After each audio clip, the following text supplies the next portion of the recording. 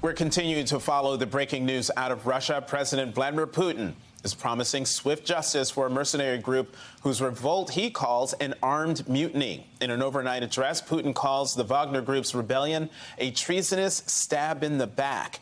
The Wagner Group's leader claims he and his fighters have taken control of a southern Russia city where the headquarters for the war on Ukraine is based.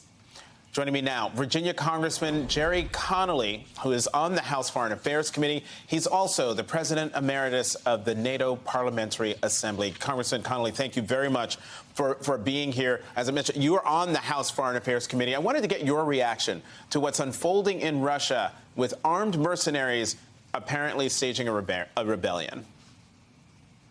This could very well be the unraveling of the Putin regime.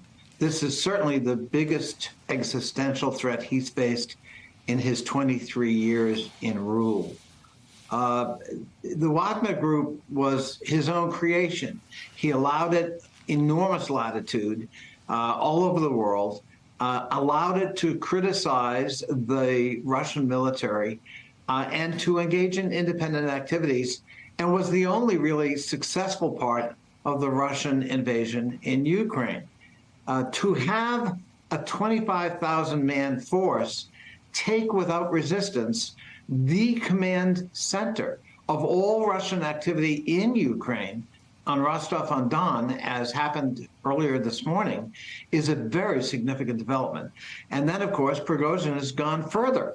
He is now 400 or 500 kilometers from Moscow and seems to be intent on taking out senior leadership in the Russian military and the Defense Department and the intelligence community.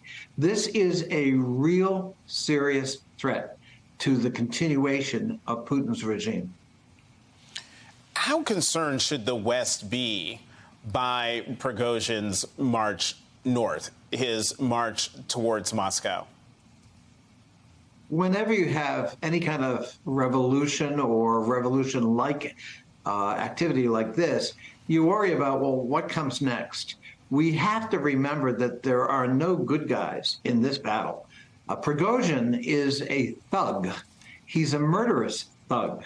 When people desert the Wagner Group, when he captures them, he kills them with a sledgehammer to make an example out of them. He is a brutal, murderous thug.